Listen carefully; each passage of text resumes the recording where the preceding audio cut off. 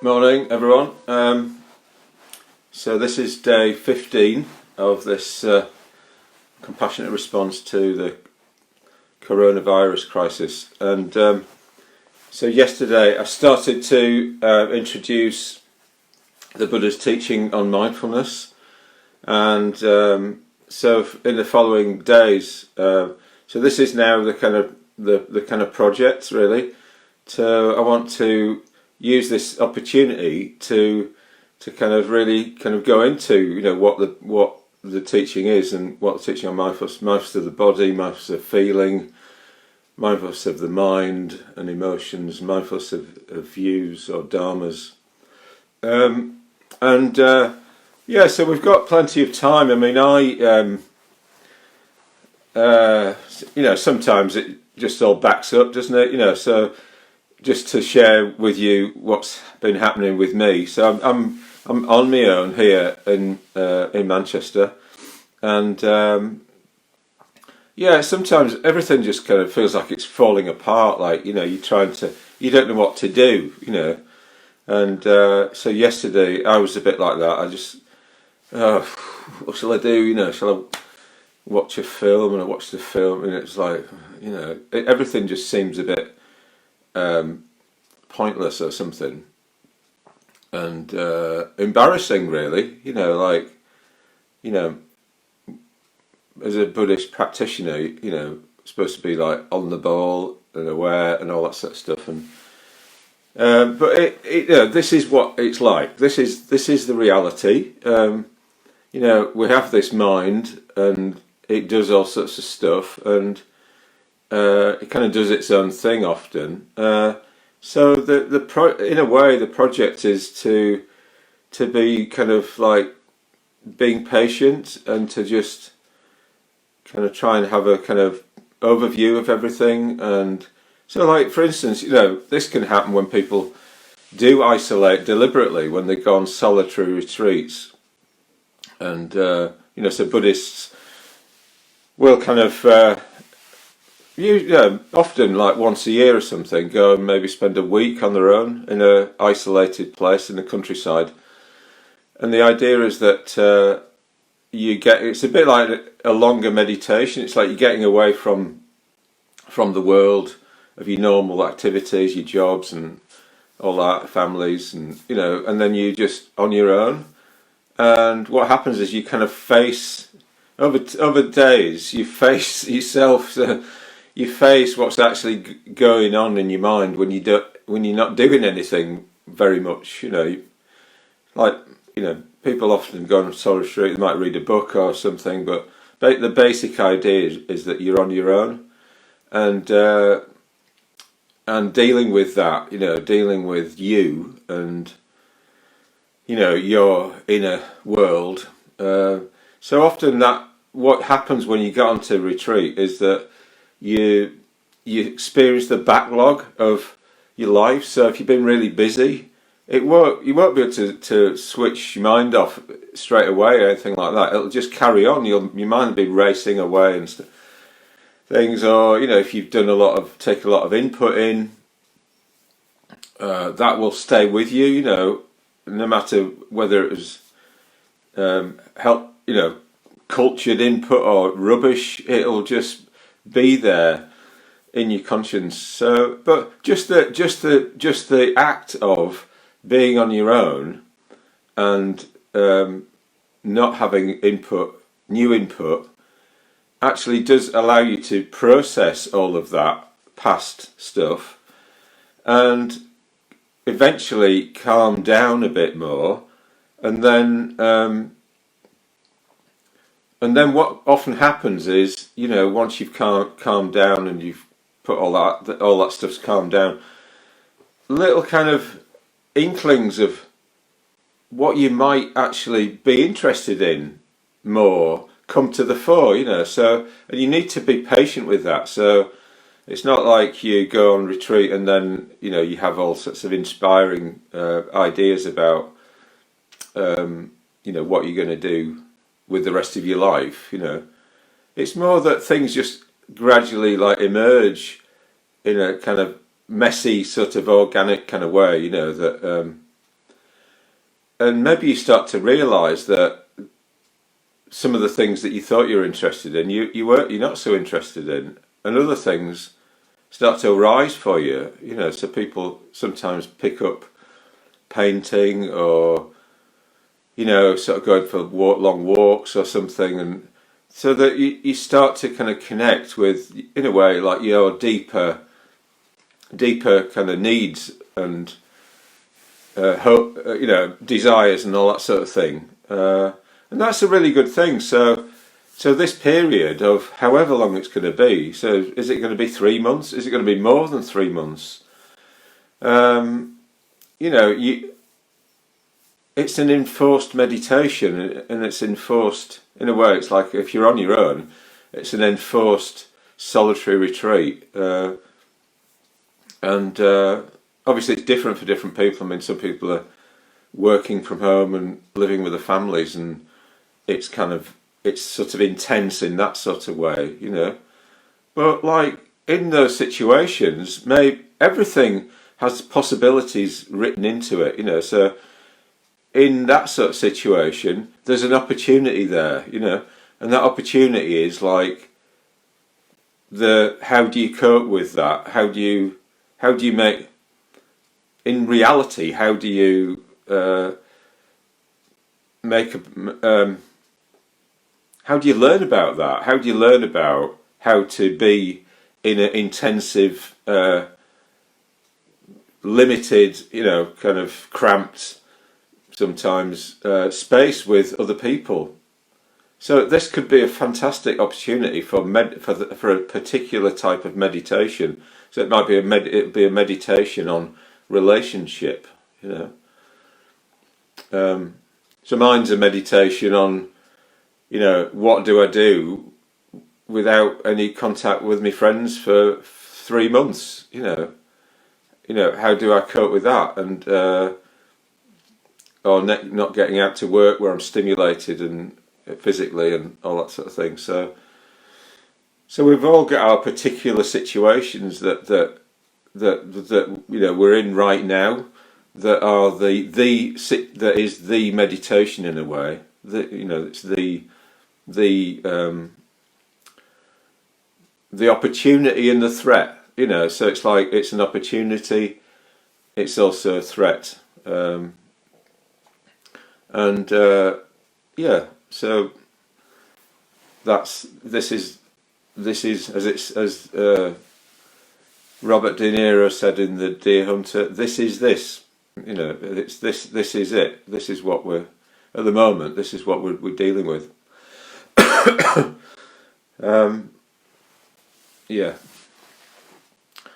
So I hope that was helpful. So saying a little bit about that, and so to sum up, expect messiness, expect chaos, and it's all right, you will be learning something from that. So so I remember like going to, supporting my friend Paramanda, who's one of our top meditation teachers in our Buddhist movement. And we went. He was teaching in Ireland, and I was there to help him get around. And we went to Francis Bacon's studio and in Dublin, and it was like what a mess. It's like there's just paintings and it's just absolute chaos. Bits of newspaper all over the floor and all that sort of thing. But there are all these like.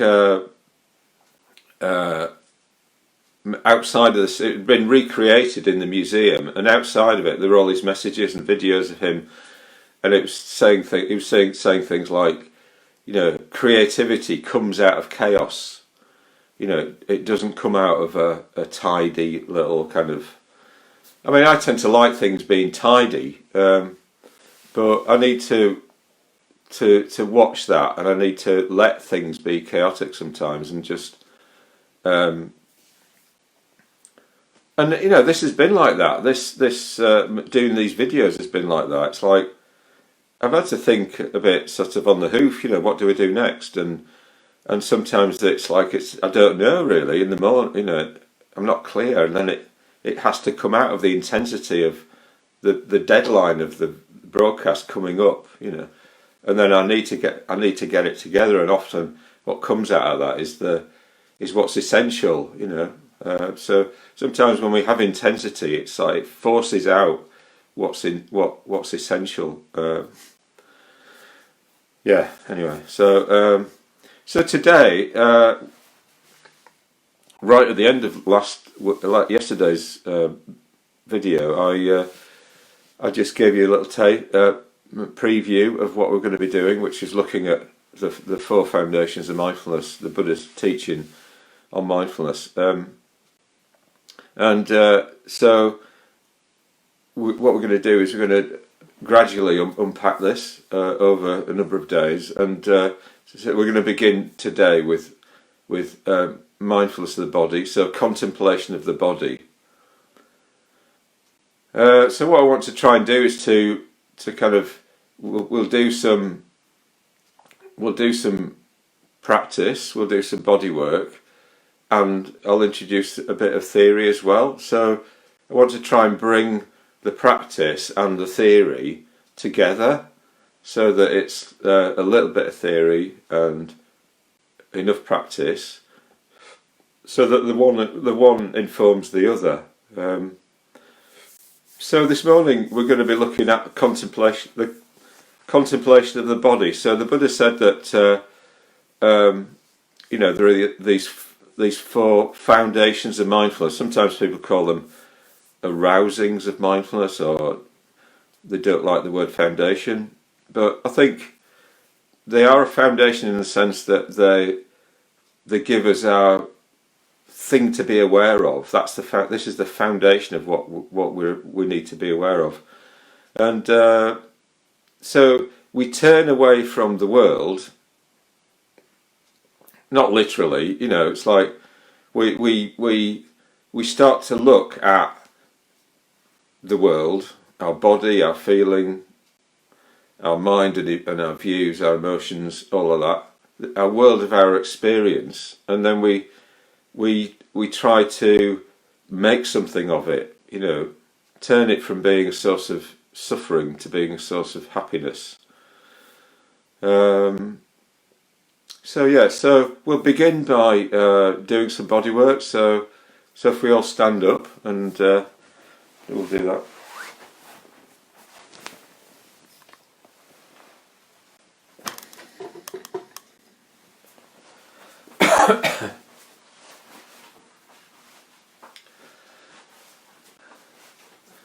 Okay, so just shaking your arms, your legs.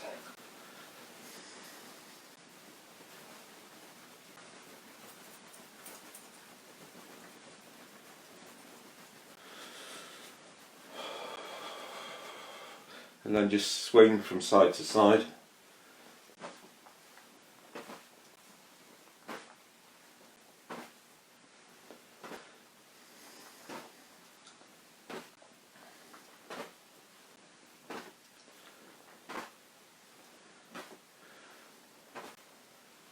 So one of the things we're going to start thinking about now, so in a way this is week 3, this is kind of week 3, the beginning of week 3. Every week has had some sort of theme to it.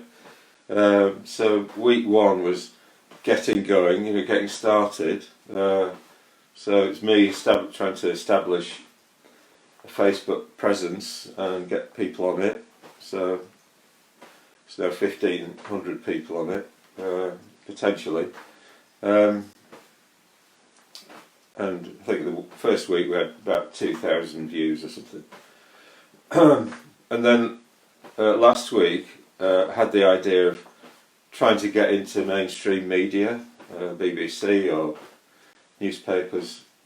I did make some effort in that direction, so I've been writing to the newspapers. So I feel good about that. I've tried to do that. I've done my best with that. And then the theme for this week, I think, is that is just like the actual teaching of the Buddha, focusing more on that. So it's like calming down a bit more, becoming more reflective, and turning towards what the teachings actually are.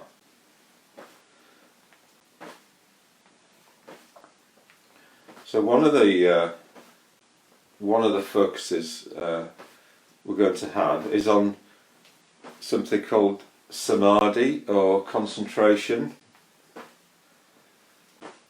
So concentration in Buddhism isn't just focusing your mind on something and kind of forcing your mind to stay there. The word is the word is samadhi. So samadhi means something like everything's going in the same direction. So it's like our mind, our thoughts, our emotions, our body are all together and going in the same direction. So it's like we're collected together, and because Buddhism is aimed at happiness for all sentient beings, then the focus is what is going to bring that about. So this is something called skillfulness. So a skillful orientation is one that actually brings happiness in reality for ourselves and others, well-being, fulfillment, meaning, those sort of things, So the body, working with the body, we're very much trying to bring the body into line with that, so that our concentration helps us in life. So again, concentration in the sense of everything that's helping us just be calm and be present with what's important, so that our mind stays where we want it to stay, and our emotions are behind it as well and interested in it. We feel kind of a joy and interest in whatever we're doing, and we're kind of deeply connected with our body, with the sensations in our body. So mind and body and emotions are all there together, with each other.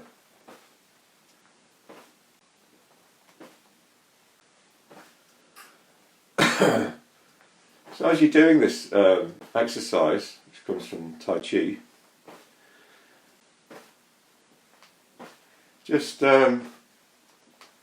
paying close attention to how your body feels. What's the energy like in your body? Is it building? Is there some chi or vital energy? Chi comes from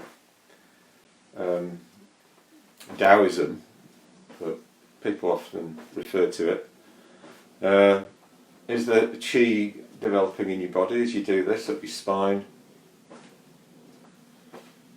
And is that affecting your mind in some way? Is it waking up your mind? The fact that there is energy in your spine through doing this particular exercise.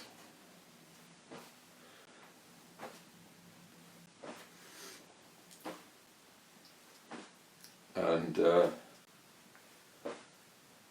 staying in touch with your emotions as you're doing this.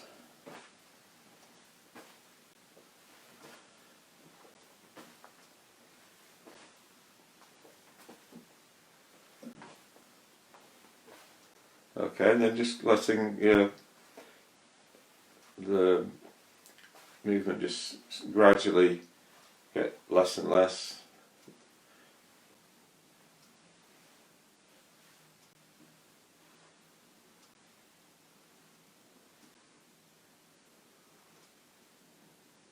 Okay, and then coming to a stop.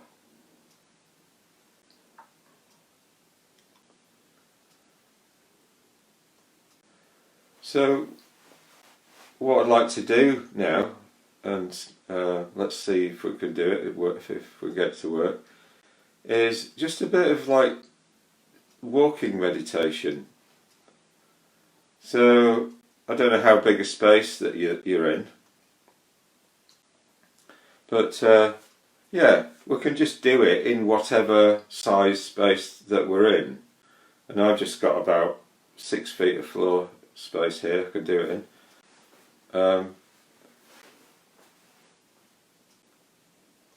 So just becoming aware of the contact of your feet with the ground.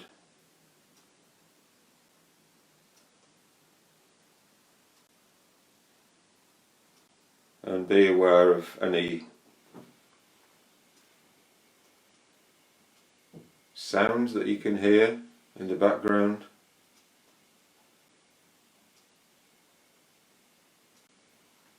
Like I can hear the ticking of the clock.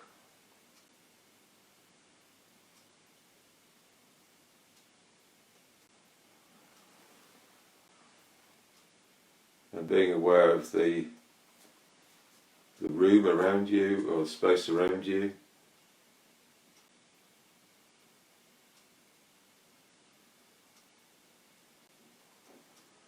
And then just shifting your weight onto your right foot. And then just taking a step. So being aware of the sensation in your left foot as it touches the ground.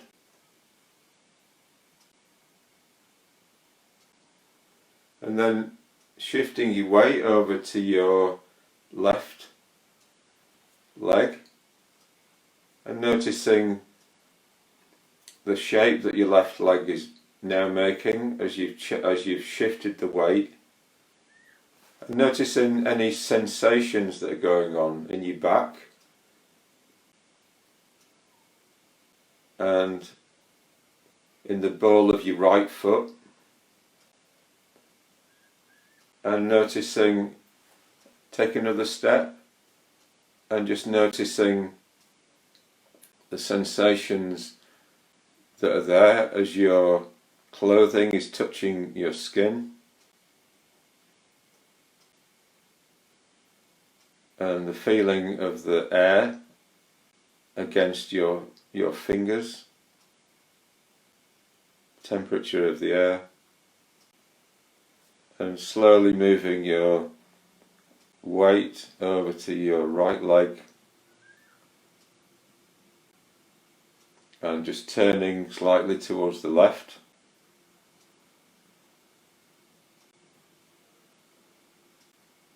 And noticing how you're feeling at the moment.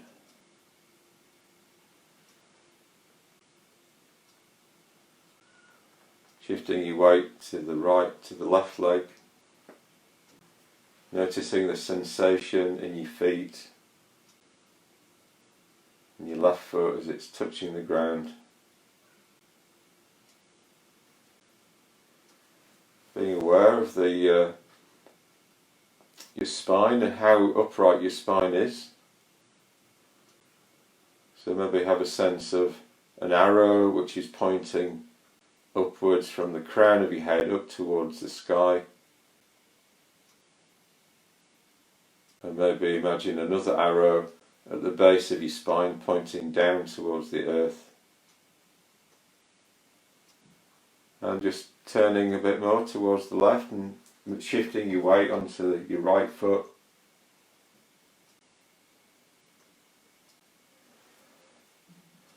And notice your breathing. Notice the sensation of your breathing as you breathe in and out. And notice what you're looking at now. So I can see the cat outside on the wall moving very gracefully along the top of the wall.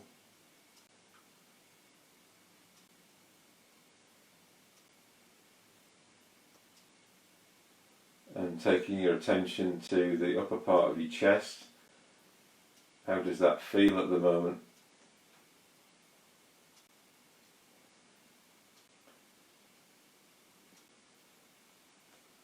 And then taking another step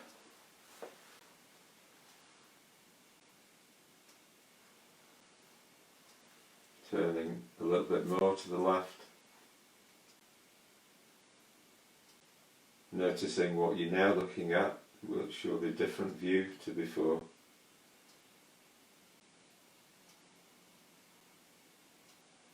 Can you taste anything in your mouth?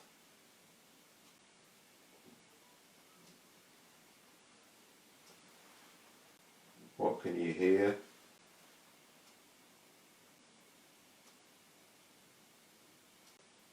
So being with, observing everything that the world is presenting you with, but just choose one thing at a time and really trying to take that one thing in. So I'm now looking at a brown and yellow primrose in a green pot, and notice what response you get from that. So I like the colours in that pot.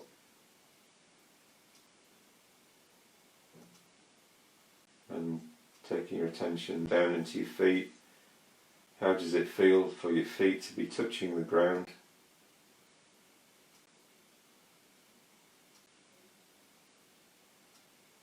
Is that a pleasant feeling? So, bearing in mind any of these exercises that we do, that we need to. Some people will have less capability in their bodies. So just work with your particular body and how it is. If you have a condition, just respect that condition and stop if you need to stop.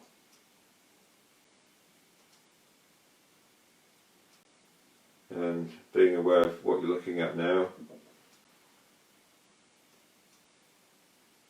and how it feels in and around your stomach area.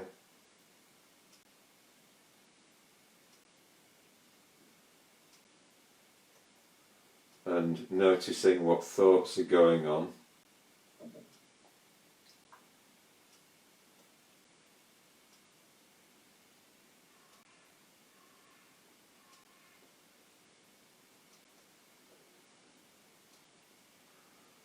And then shifting your weight again to your left leg.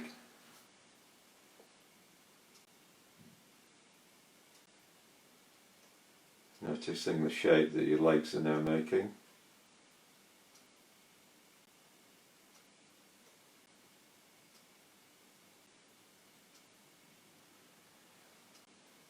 And if your mind, take another step, so if your mind feels a bit lost, or has gone off onto something else, or feels uncomfortable,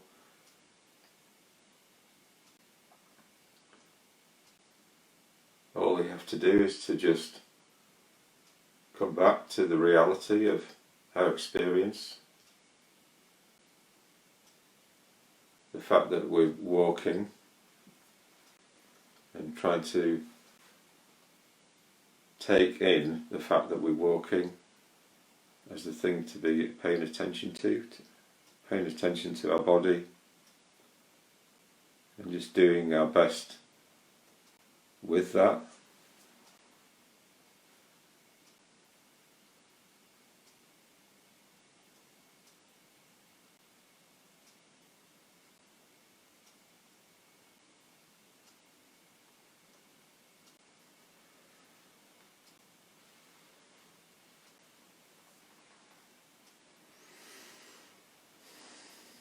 So you might consider, well, it depends on your situation, but this as a way of getting some sort of mindful exercise. Just slow walking around your flat, whatever space that you have, you're able to use.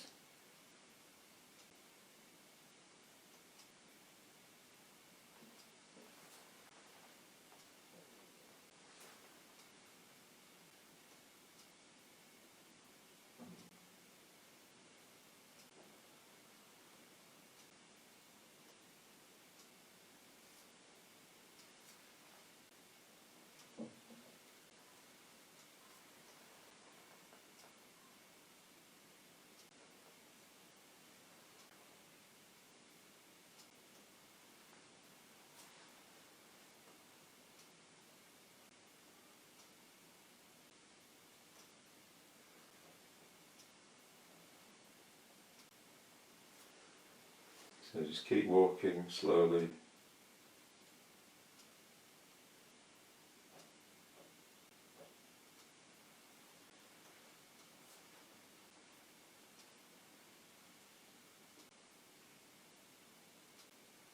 Remembering the idea of concentration or samadhi.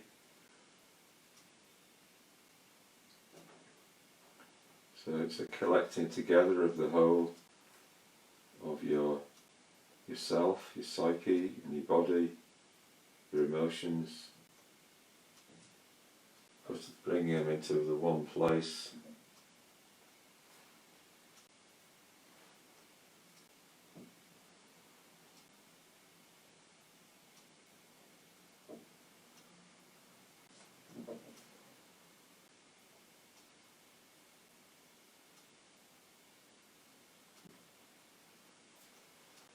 So practicing mindfulness of the body in this way, we can give ourselves a source of happiness that isn't dependent on something outside of ourselves. Material things. We can just develop calm within ourselves, concentration within ourselves. And concentration is often linked in Buddhism with happiness itself.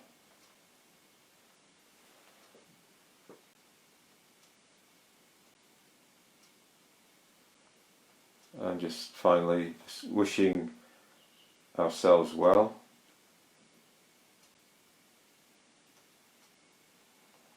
And wishing everyone in the world well in their situations.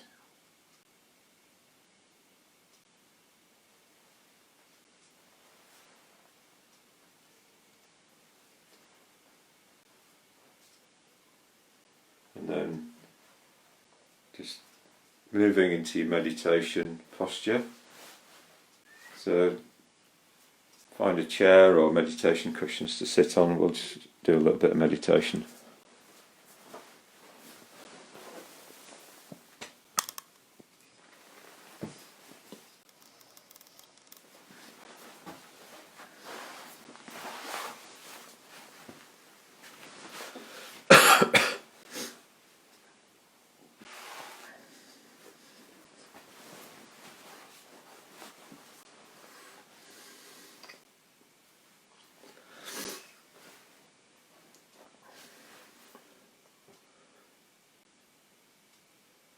So carrying on with sensing the sensations in your body.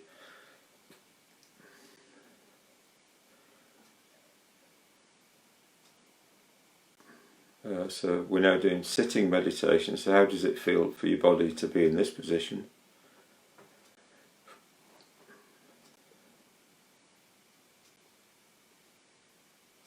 And just paying attention to what helps you to become calmer and together. So if your body is in one particular position, how does that help that? If you shift it slightly, does it make a difference? If you make your spine rise up more vertically, does that help? If you sit on your sitting bones, which are the two bones pointing down into the cushion, if you change the angle of that, does that make a difference? So we're always looking for what works in our experience to bring about the thing that we're looking for. In this case, concentration, calm.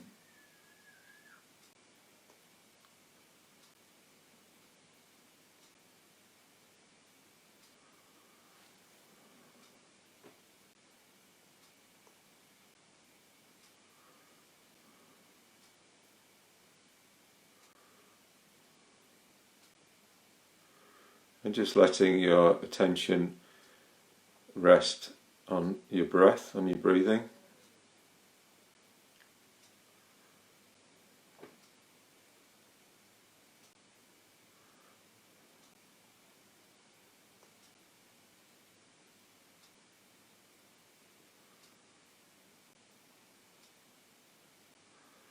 and trying to observe what's actually there, what's actually happening.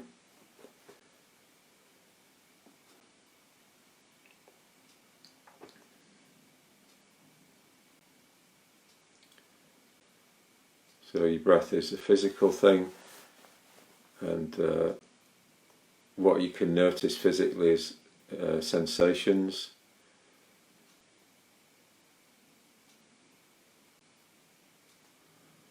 And movements.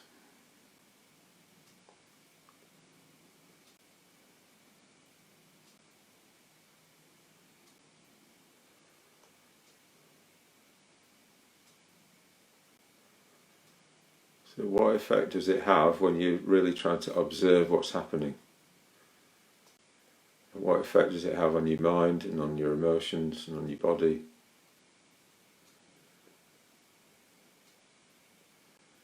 Rather than maybe being a little bit lazy and just thinking, oh, I know what's happening here, I'm sitting down, that's it. But what is actually happening? What is your actual experience?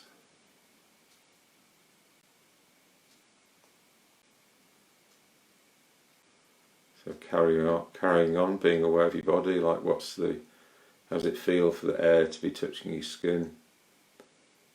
Is there a taste in your mouth?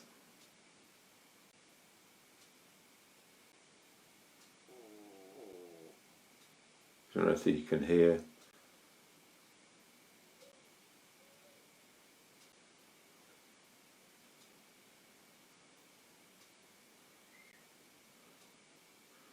So we often use the breath in meditation in Buddhism as our object to focus on, but this could be anything really. It could be a candle flame or something like that. But the point is that we pick something that's there. Oh, the breath is in our experience all the time, so it's quite helpful in that way. So we pick what's there, something that's there that's simple. We try and collect ourselves around it, pay attention to it, and practice coming back to the point, coming back to that particular experience whenever our mind wanders off.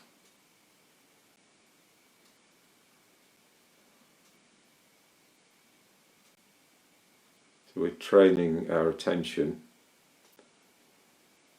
we're training our observation,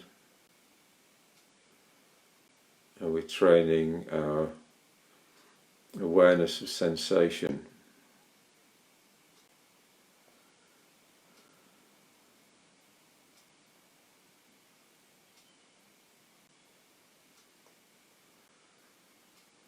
And we're looking for this thing called samadhi, concentration, coming together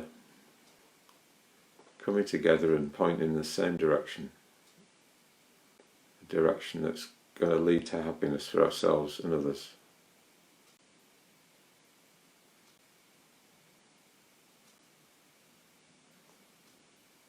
So if we can pay attention to people in a good way, then we're much more likely to be helpful to them.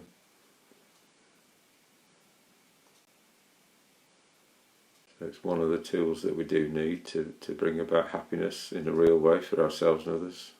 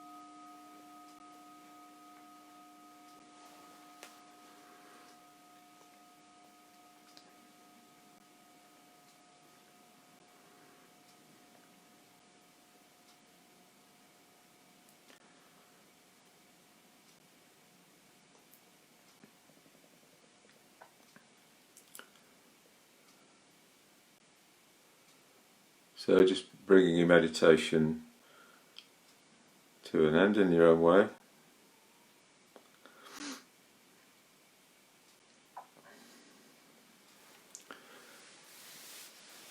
So I'm just going to shift my position, so I've got something set up in my kitchen, so I need to go there, and so just talk amongst yourselves.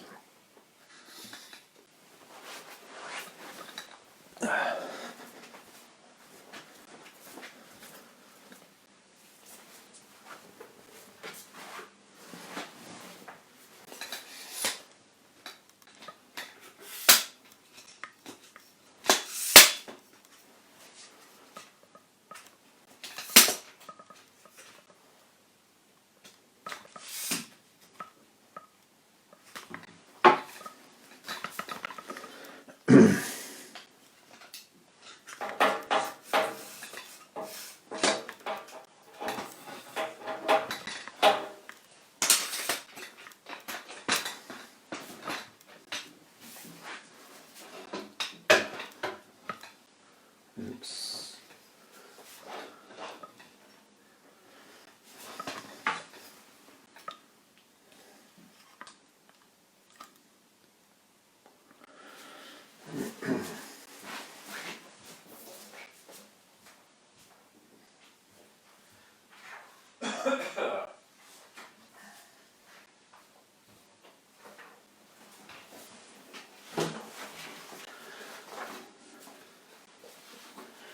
Okay.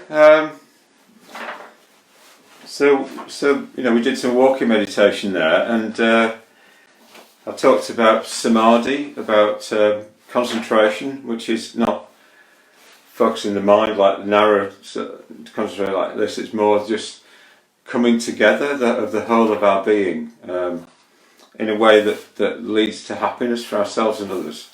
So what I want to do now is to just give a little bit of the theory behind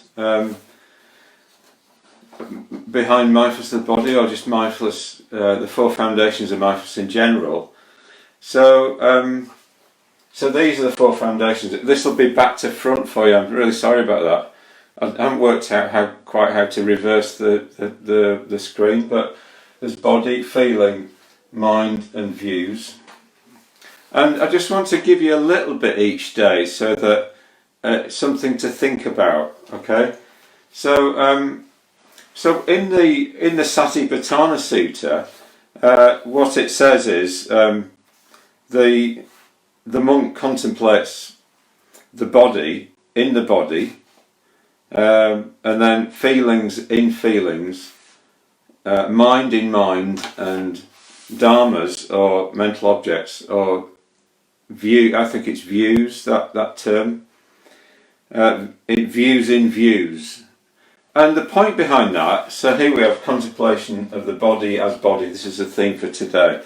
The point behind that is that it's like we don't, we try and be with the actual thing that's there, So often we're not with our body, we're sort of in our heads, we're kind of thinking about, so we're planning, and we're completely ignoring the fact that we have a body at all, and that body is in a particular state. So if we're never aware of our body and the state it's in, what happens is it just builds up tension. We're kind of obsessed with what we're trying to do. We're on the computer screen, and we're hunched over, and we're not aware of how our body is and the effect on it. And then we just feel exhausted at the end of the day because we really haven't been looking after it. So what we can do is we can take regular breaks, and we can do some walking meditation around the flat. So if you're in isolation, do walking meditation. If you notice in your body that it's starting to flag, or you're mentally flagging, or you're emotionally feeling a bit frustrated or something, just come back to your body and set up the conditions again, whereby you're treating it as something real. You're treating it as something real that's a part of you, that that's having an effect all the time on you. So contemplating the body, in the body, or as a body, being with your body, that's the important thing. And then you do that. The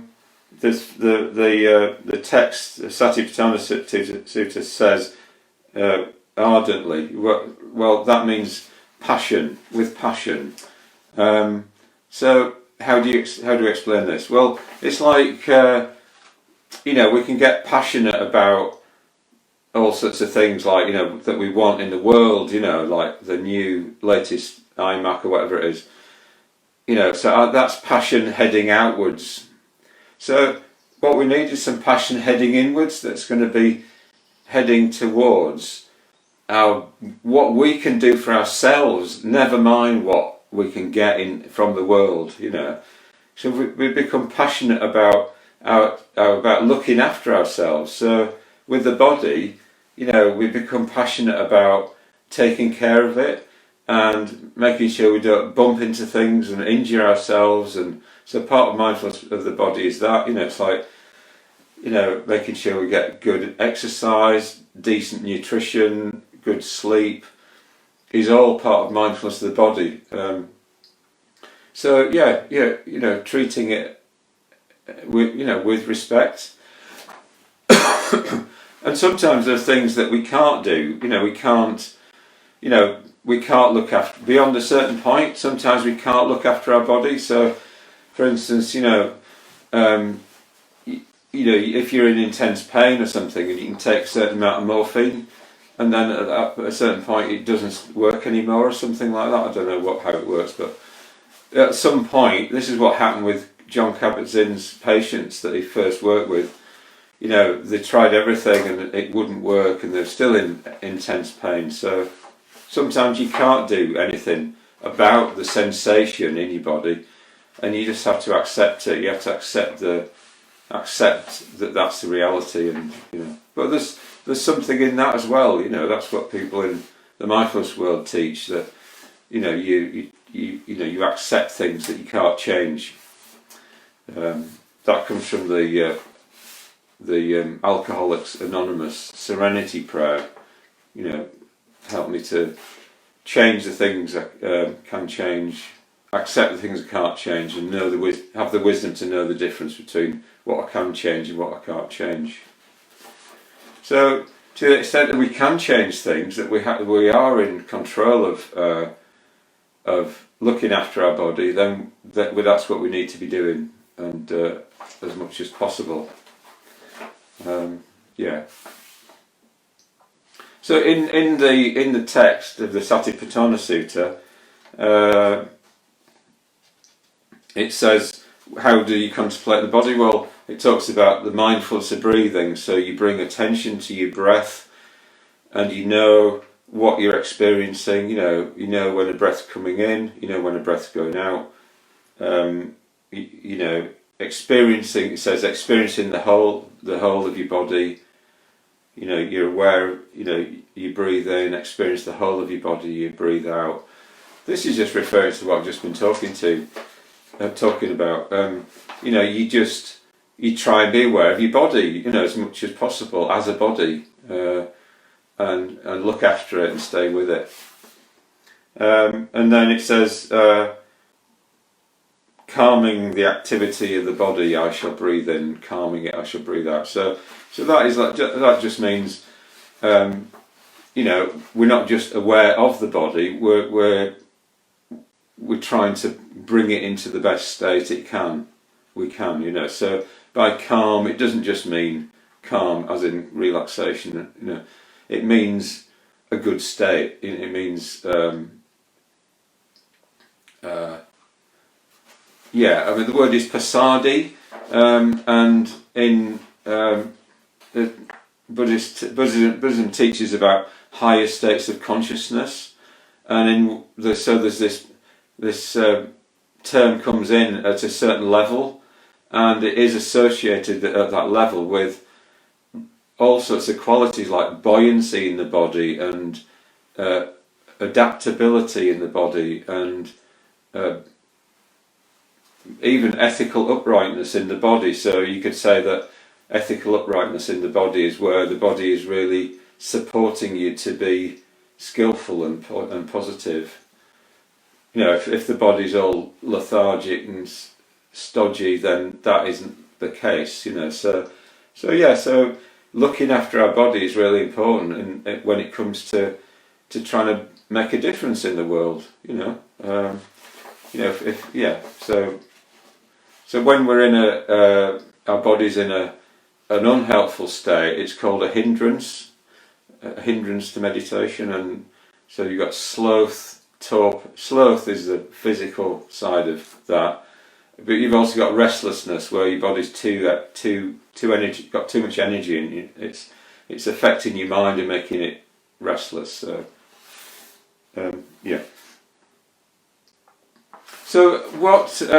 So one of the things that has come out of my reflections on the Four Foundations of Mindfulness over the last 14 years is that these four foundations are connected to each other. So the Buddha's central teaching is something called conditionality, or in the old Indian language it's praticca samappada or paticca samappada. It means conditioned co-production or dependent arising, and what it says is that in dependence on this, that arises.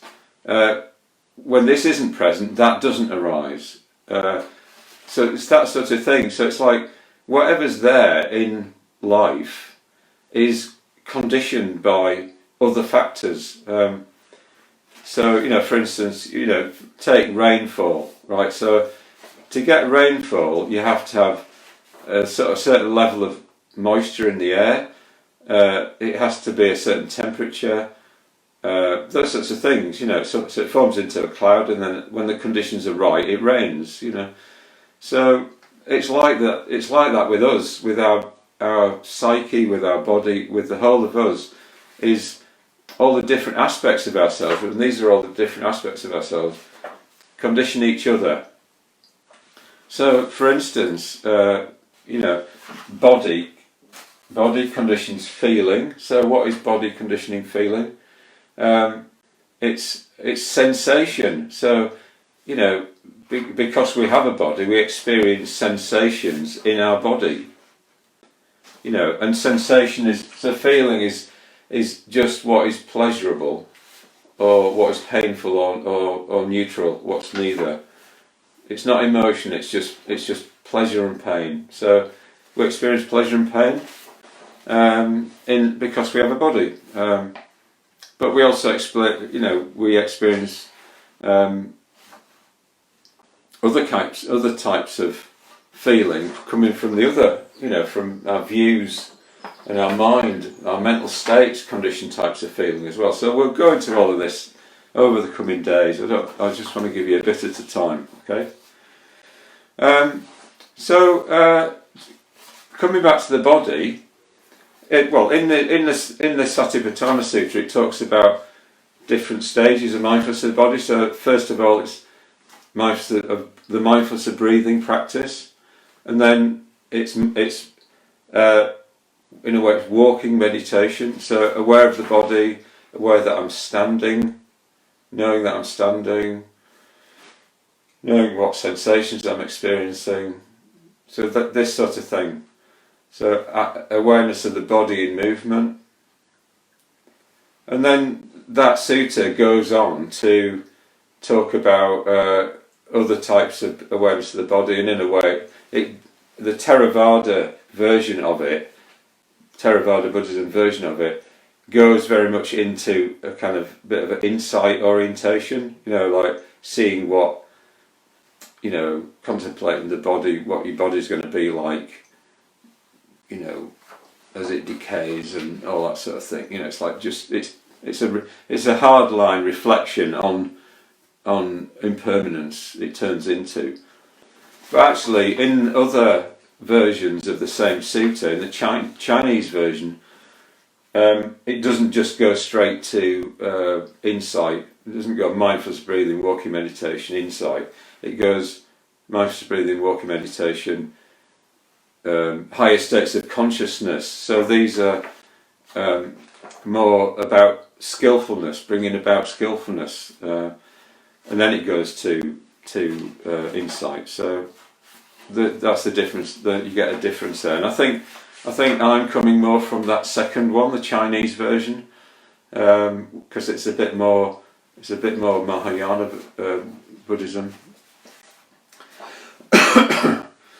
Yeah, so I'm just going to say a bit about this.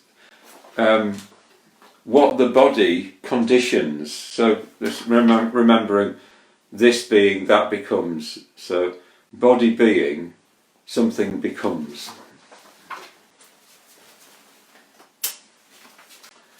Okay. So body being,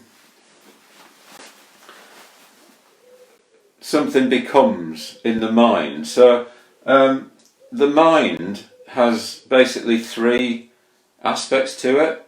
So by mind, this is the word chitta. By mind, what we kind of mean really is everything in the whole psyche that is in some sort of movement or other, you know. So there are three ways in which the mind moves. So it moves by thinking. So, you know, when we think about things, you know, so there's movement happening, and this thinking in a way comes from views, conditioned by views. You have two different views. You have to think about them. You know, if you're clear about what your views are, and nothing's challenging that, you don't have to think about your views. But if you got two views, you got to think which is the right one. So thinking comes about through there being different views in the world. And then you've got emotion. So emotion is an active aspect. It's something that you're doing, that you have control over effectively. So you don't have control over feeling, because feeling is just what's presented to you in your experience. Things are pleasurable, or things are painful. You know, you don't. You know.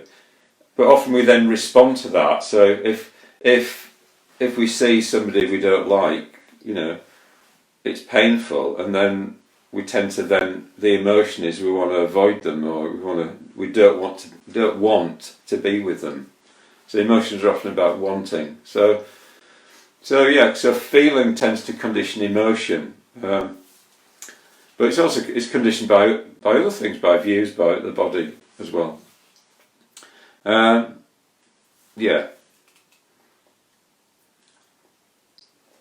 that's right. I just remembered where I was. So, and then the third aspect of mind is attention.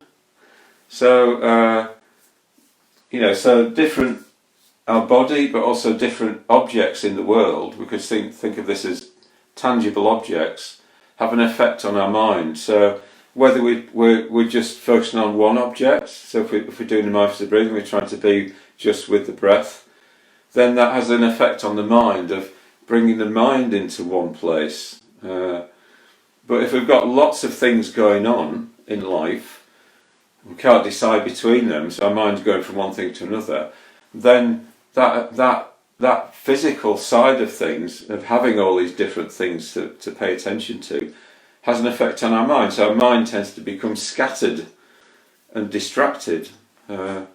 So the third aspect of mind is attention. So that's thinking, emotion, attention.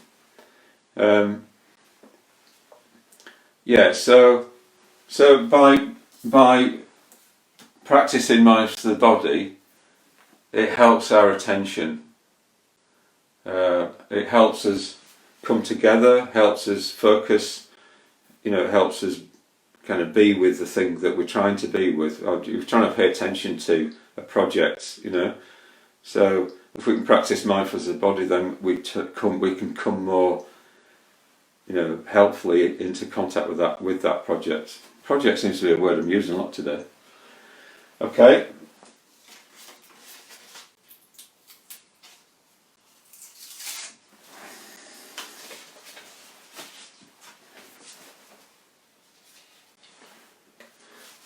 Right, so body also conditions views.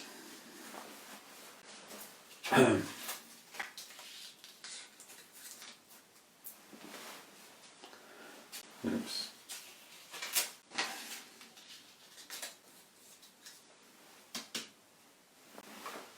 So earlier when we were doing the walking meditation, we were trying to be observant about how things are, or what we're experiencing. So in terms of our views about things, in Buddhism it's seen as really important to base your views on your experience.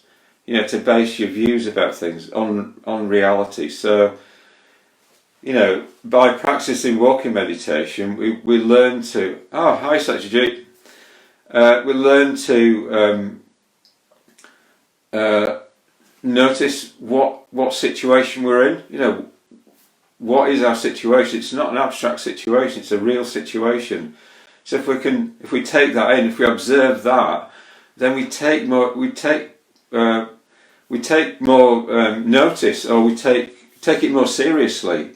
What our life's for, but also, we notice the nature of things. So if we were doing a walking meditation, we start to notice the abundance of life. All the things that are there to experience. So that's part of our view as well. It's like, oh, life, there's loads in life to be grateful for. And it also, we notice in the end how things are. The fact that things change and disappear when the conditions that support them aren't there anymore. So ultimately, this is how we develop wisdom or insight into how things are, by observing how things are. So the Buddha would sort of have done that completely. He'd be completely, everything that his views are completely in line with how things are, with reality. So then nothing can shake him. That sort of thing. So we've had attention here, and then we've got observation is the way in which body conditions. That's the way body conditions views.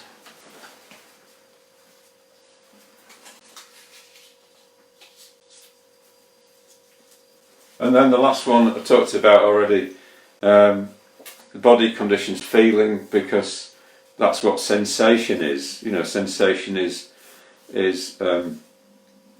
actual physical feeling. The word is so this in Pali. The words are kaya. Kaya is body, and Vedana is feeling.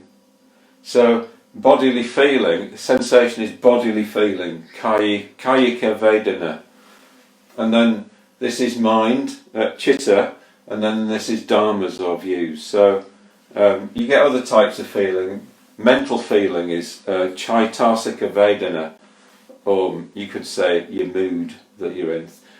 Feelings that come about through thinking something. Like if you think, oh, I'm useless, then the feeling is something like you feel depressed, that sort of thing. Anyway, so So that's all. That's all I've got today. So just your homework, in a way, might be to think about this. Think about the way that your body conditions your life in general. Try and be more aware of it. Do some walking meditation. If you're interested in this kind of theory behind it, play this back again. Look at it again, and just if you've got any questions, just put them in the comments box, and I'll sort of try and answer them. I was sort of thinking, this is like week 3, and I've been aware that I'm just doing this like one session in the morning. And then I'm kind of basically rattling around in my flat all day. And I really have enjoyed it when I've been doing something like being at Buddhafield Festival or the setup for Buddhafield, and then we would stop at lunchtime and we'd do a 30-minute meditation, and then just stop work, do 30-minute meditation at 12:30, and then have your lunch, and then go and then work in the evening, work in the afternoon, and then stop at 5:30 and do a half-hour meditation, and then go into the evening. So I thought I'd maybe start doing that. So leading a meditation at 12:30 for half an hour, and then leading a meditation at 5:30 for half an hour. So so I'm going to start doing that. So if you want to meditate with me again at 12:30, you're very welcome, and at 5:30. So that's it. So thank you very much, everyone, and good luck, and see you later on. Okay, all right then, bye.